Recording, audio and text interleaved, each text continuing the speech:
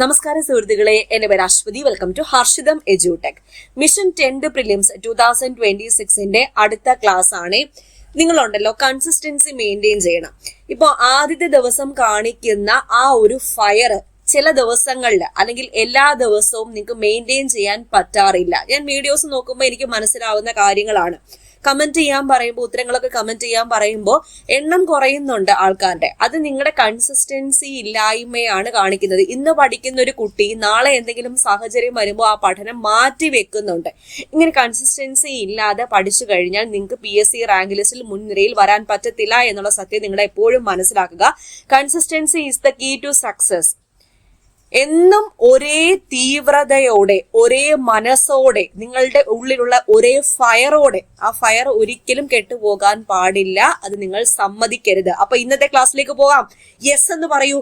Yes, ഞാൻ പഠിക്കാൻ റെഡിയാണ് എന്ന് പറയുന്ന കാര്യങ്ങളെല്ലാം ക്ലാസ്സിൽ ഇരുന്ന് തന്നെ ഞാൻ പഠിച്ചിട്ട് പോകും എന്ന് പറയൂ. ഓക്കെ, സ്റ്റാർട്ട് ചെയ്യാം. ആദ്യത്തെ ചോദ്യം: ഇന്ത്യയിൽ സാമ്പത്തിക ആസൂത്രണത്തിന് വേണ്ടി 1950 നിലവിൽ വന്ന ആസൂത്രണ കമ്മീഷന്റെ പുതിയ രൂപം 2025 10th പ്രിലിംസിന് ചോദിച്ച പരീക്ഷയിലെ ചോദ്യങ്ങളാണ്. നീതി ആയോഗ് ആണ്. നീതി ആയോഗ്. നീതി ആയോഗിന്റെ ഫുൾ ഫോം എന്താ? National institution for transforming India Aayog. National institution for transforming India Aayog എന്നതാണ് നീതി ആയോഗിന്റെ ഫുൾ ഫോം. അപ്പൊ ആസൂത്രണ കമ്മീഷൻ ഇന്ത്യയിൽ പഞ്ചവത്സര പദ്ധതികൾ തയ്യാറാക്കാൻ വേണ്ടി 1950 മാർച്ച് മാസം 15-നാണ് ആസൂത്രണ കമ്മീഷൻ അഥവാ പ്ലാനിംഗ് കമ്മീഷൻ രൂപീകരിച്ചത്. ഇതിന്റെ ആദ്യത്തെ അധ്യക്ഷൻ ആരായിരുന്നു? ജവഹർലാൽ നെഹ്റു ആയിരുന്നു. ആസൂത്രണ കമ്മീഷന് പകരം 2015 ജനുവരി മാസം 1 നരേന്ദ്രമോദി സർക്കാരാണ് നീതി ആയോഗ് നിലവിൽ വരുത്തിയത്. നീതി എന്നാൽ national institution for transforming India Aayog എന്നതാണ്. ഭാരതത്തിന്റെ പ്രധാനമന്ത്രിയാണ് നീതി ആയോഗിന്റെ ചെയർമാൻ. നിലവിലെ ചെയർമാൻ ആരാണ്? നരേന്ദ്രമോദി. ആസ്ഥാനം എവിടെയാണെന്ന് ചോദിച്ചാൽ ന്യൂഡൽഹിയാണ് ആസ്ഥാനം. ഭാരത സർക്കാരിന്റെ നയരൂപീകരണങ്ങൾക്ക് വേണ്ടി പ്രവർത്തിക്കുന്ന പ്രധാന ആശയ കേന്ദ്രം അഥവാ തിങ്ക് ടാങ്ക് സെൻട്രൽ ഗവൺമെന്റിന്റെ പ്രധാനപ്പെട്ട തിങ്ക് ടാങ്ക് ഏതാണെന്ന് ചോദിച്ചാൽ നീതി ആയോഗാണ്. ഇതിന്റെ പ്രവർത്തനം താഴെ തട്ടിൽ നിന്നും മുകളിലേക്ക് എന്ന രീതിയിലാണ്. അതായത് ബോട്ടം അപ്പ് അപ്രോച്ച് ആണ്. ബോട്ടം അപ്പ് അപ്രോച്ച് ആണ് ഏതിനുള്ളത്? നീതി ആയോഗിന് ഉള്ളത്. ഓക്കെ, സെറ്റ് അല്ലേ? അപ്പൊ നീതി ആയോഗിന്റെ ചെയർപേഴ്സൺ ഇന്ത്യൻ പ്രധാനമന്ത്രിയാണെന്ന് പറഞ്ഞു. ഗവേണിംഗ് കൗൺസിൽ അഥവാ ഭരണസമിതിയിലെ അംഗങ്ങൾ ആരൊക്കെയാണ്? ഇന്ത്യയുടെ പ്രധാനമന്ത്രി, എല്ലാ സംസ്ഥാനങ്ങളിലെ മുഖ്യമന്ത്രിമാർ, നിയമസഭയുള്ള കേന്ദ്രഭരണ പ്രദേശങ്ങളിലെ അതായത് ഡൽഹി, പുതുച്ചേരി എന്നിവിടങ്ങളിലെ മുഖ്യമന്ത്രിമാർ, മറ്റ് കേന്ദ്രഭരണ പ്രദേശങ്ങളിലെ ലഫ്റ്റനന്റ് ഗവർണർമാർ, അനൌദ്യോഗിക അംഗങ്ങൾ that is ex officio members, ഉപാധ്യക്ഷൻ, നീതി ആയോഗിന്റെ ഫുൾ ടൈം മെമ്പേഴ്സ്, പ്രത്യേക ക്ഷണിതാക്കൾ എന്നിവരാണ് ഗവേണിംഗ് കൗൺസിലെ അംഗങ്ങൾ. അപ്പൊ നിങ്ങളോട് ഞാനൊരു ചോദ്യം ചോദിക്കട്ടെ. നീതി ആയോഗിന്റെ നിലവിലെ CEO ആരാണ്? നീതി ആയോഗിന്റെ നിലവിലെ CEO ആരാണ് എന്നൊന്ന് താഴെ കമന്റ് ചെയ്യാമോ? പിന്നെ വേറൊരു പ്രധാനപ്പെട്ട കാര്യം, ഹാപ്പി മുഹറം. എല്ലാവർക്കും മുഹറം ദിനാശംസകൾ. അപ്പോൾ നമ്മുടെ ഹർഷിതം എഡ്യൂടെക് ആപ്പിൽ മുഹറം പ്രമാണിച്ച് ഒരു സ്പെഷ്യൽ ഓഫർ ഉണ്ട്. ഈ ഓഫറിന്റെ വാലിഡിറ്റി ജൂൺ 30th വരെയാണ്. ജൂൺ 30th രാത്രി 12 മണി വരെ ഓഫറിന്റെ വാലിഡിറ്റി ഉണ്ടായിരിക്കും. എന്താണ് ആ ഓഫർ? നമ്മുടെ ഹർഷിതം എഡ്യൂടെക് ആപ്പിലെ ഒട്ടുമിക്ക എല്ലാ കോഴ്സുകൾക്കും 10% ഫീസിൽ 10% ഡിസ്കൗണ്ട് ഉണ്ടായിരിക്കും. മുഹറം എന്ന കൂപ്പൺ കോഡ് നിങ്ങൾ അപ്ലൈ ചെയ്താൽ മതി. ഇപ്പോ പ്രധാനപ്പെട്ട ഒരു പരീക്ഷയുടെ ഡേറ്റ് വന്നിട്ടുണ്ട്. ഏതാ? VFA സെപ്റ്റംബർ 19 അപ്പോൾ VFAക്കും ബെഫ്കോ LDക്കും നമുക്ക് ഒരുമിച്ച് പഠിച്ചാലോ? രണ്ടിനും സെയിം സിലബസ് ആയതുകൊണ്ട് തന്നെ ബെഫ്കോ LD ഉടനെ നടക്കാൻ പോകുന്ന പരീക്ഷയാണ്. അതിന് പ്രിലിംസും മെയിൻസും ഉണ്ട്. അതുകൊണ്ട് prelims and mains included batch start ചെയ്തിട്ടുണ്ട്. ഫീസ് 1999 മാത്രമേ ഉള്ളൂ. പക്ഷേ മുഹറം പ്രമാണിച്ച് നിങ്ങൾക്ക് 10% ഡിസ്കൗണ്ട് കിട്ടും. അപ്പൊ 1700 സംതിങ് മാത്രമേ ഫീസ് വരുന്നുള്ളൂ. മുഹറം എന്ന കൂപ്പൺ കോഡ് അപ്ലൈ ചെയ്യുക. Company, LGS, VFA, Bevco LD പറയുന്ന എല്ലാ ബാച്ച് കോഴ്സുകൾക്കും, എല്ലാ യൂണിഫോം പോസ്റ്റ്, എല്ലാ ഡിഗ്രി ലെവൽ കോഴ്സിനൊക്കെ എന്താണ് 10% ഡിസ്കൗണ്ട് കിട്ടുന്നതായിരിക്കും. പിന്നെ LGSന്റെ പുതിയ ബാച്ചിലേക്കുള്ള അഡ്മിഷൻ നടക്കുകയാണ്. ജൂലൈ 6 ക്ലാസ് തുടങ്ങുന്നു. LDCയുടെ അഡ്മിഷൻ തുടർന്നുകൊണ്ടിരിക്കുകയാണ്. കുറച്ച് സീറ്റും കൂടെ ബാക്കിയുള്ളൂ. LDCയിലും LGSിലൊക്കെ നിങ്ങൾക്ക് പ്രിന്റ് എടുക്കാൻ പറ്റുന്ന PDF നോട്ട് ഉൾപ്പെടെയാണ് പ്രൊവൈഡ് ചെയ്യുന്നത്. അപ്പൊ ആപ്പ് ഡൗൺലോഡ് ചെയ്യുക. ഫസ്റ്റ് കമന്റിൽ ലിങ്ക് ഉണ്ടായിരിക്കും. ഐഫോണിലും ആൻഡ്രോയിഡ് ഫോണിലും കമ്പ്യൂട്ടറിലും ഒക്കെ യൂസ് ചെയ്യാൻ പറ്റും കേട്ടോ.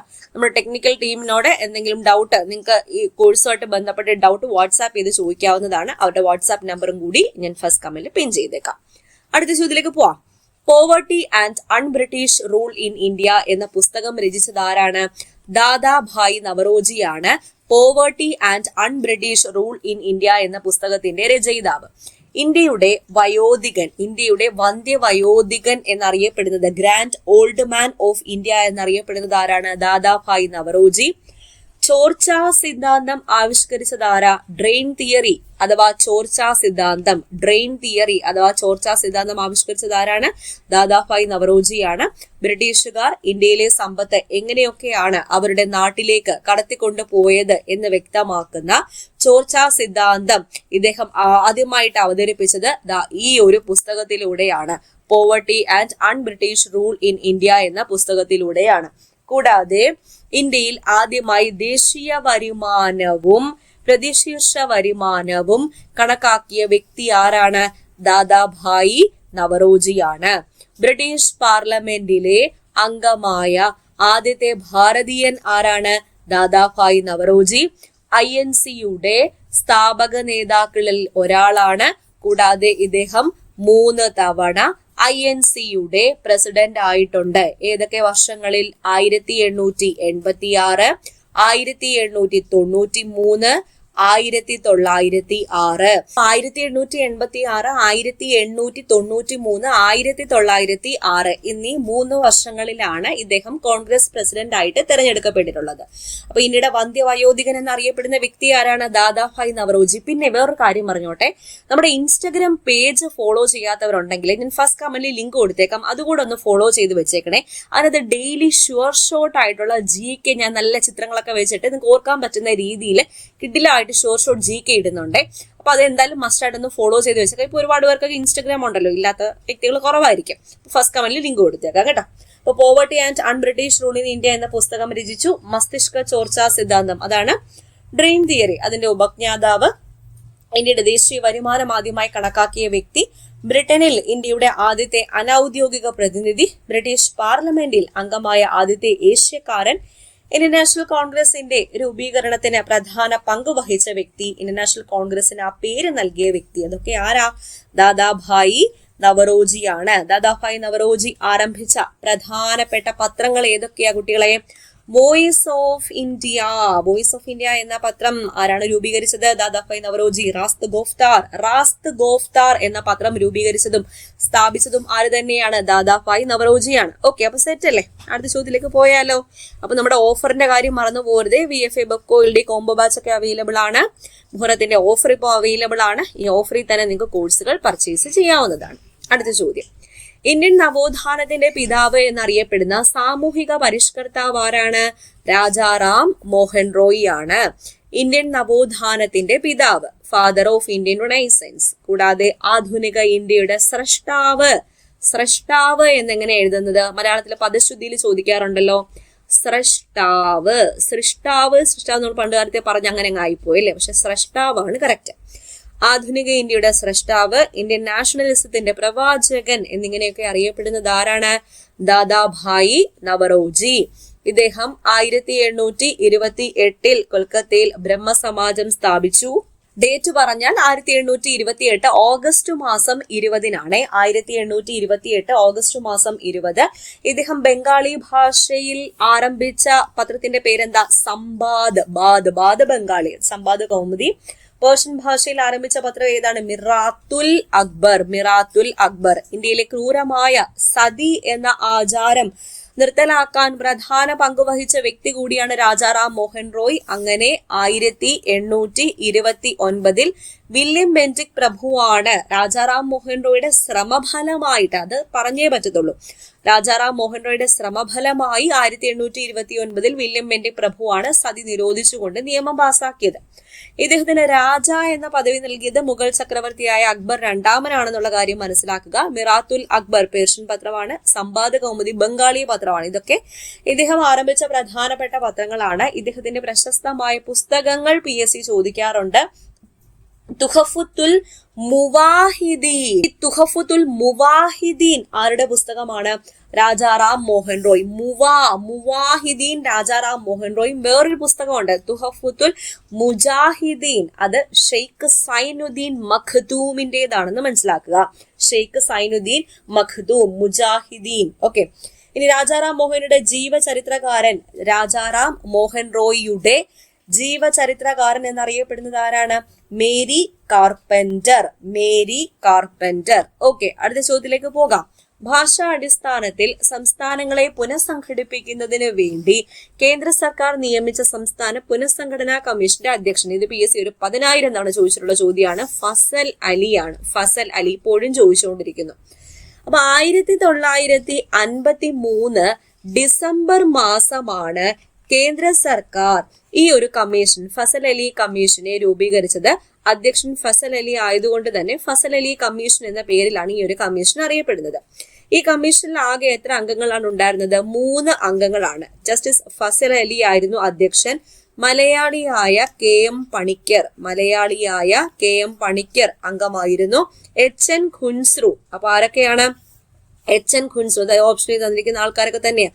HN ഖുൻസ്രു, KM പണിക്കർ, ഫസൽ അലി എന്നിവരായിരുന്നു ഈ 3 അംഗ കമ്മീഷനിലെ അംഗങ്ങൾ. റിപ്പോർട്ട് സമർപ്പിച്ചത്, കമ്മീഷൻ തങ്ങളുടെ റിപ്പോർട്ട് സമർപ്പിച്ചത് 1955 ഈ റിപ്പോർട്ടിന്റെ അടിസ്ഥാനത്തിൽ 1956 സംസ്ഥാന പുനഃസംഘടനാ നിയമം, സ്റ്റേറ്റ് റീ ഓർഗനൈസേഷൻ ആക്ട് നിലവിൽ വന്നത്. ഈ ഒരു നിയമപ്രകാരമാണ് 1956 നവംബർ 1 ഭാഷാ അടിസ്ഥാനത്തിൽ നമ്മുടെ കേരളം ഉൾപ്പെടെ 14 സംസ്ഥാനങ്ങളും 6 കേന്ദ്രഭരണ പ്രദേശങ്ങളും രൂപീകരിച്ചത് 1956 നവംബർ 1. ഓക്കെ, സെറ്റ് അല്ലേ? അടുത്ത ചോദ്യത്തിലേക്ക് പോകാം. ആരാധനാ സ്വാതന്ത്ര്യത്തിന് വേണ്ടി നടന്ന പ്രക്ഷോഭങ്ങളുടെ സ്വാധീന ഫലമായി തിരുവിതാംകൂർ സർക്കാർ ക്ഷേത്രപ്രവേശന വിളംബരം പുറപ്പെടുവിച്ചത് 1936 1936 ഡേറ്റ് എന്ന നവംബർ മാസം 12 ചരിത്രപ്രസിദ്ധമായ ടെമ്പിൾ എൻട്രി പ്രൊക്ലമേഷൻ പുറപ്പെടുവിച്ചത് ആരാണ്? തിരുവിതാംകൂറിലെ അവസാനത്തെ ഭരണാധികാരിയായിരുന്ന ശ്രീ ചിത്തിര തിരുനാൾ ബാലരാമവർമ്മ. അപ്പൊ അന്നത്തെ തിരുവിതാംകൂർ ദിവാനായിരുന്ന സർ CP രാമസ്വാമി അയ്യരായിരുന്നു ഈ ചരിത്ര പ്രസിദ്ധമായ തീരുമാനത്തിന് പിന്നിൽ പ്രവർത്തിച്ച പ്രധാനി. ഗാന്ധിജി ക്ഷേത്രപ്രവേശന വിളംബരത്തെ വിശേഷിപ്പിച്ചത് എങ്ങനെയാണ്? A miracle of modern times, അഥവാ ആധുനിക കാലത്തെ മഹാത്ഭുതം. ആധുനിക കാലത്തെ മഹാത്ഭുതം എന്ന് ക്ഷേത്രപ്രവേശന വിളംബരത്തെ വിശേഷിപ്പിച്ച വ്യക്തി ആരാണ്? മഹാത്മാഗാന്ധിയാണ്.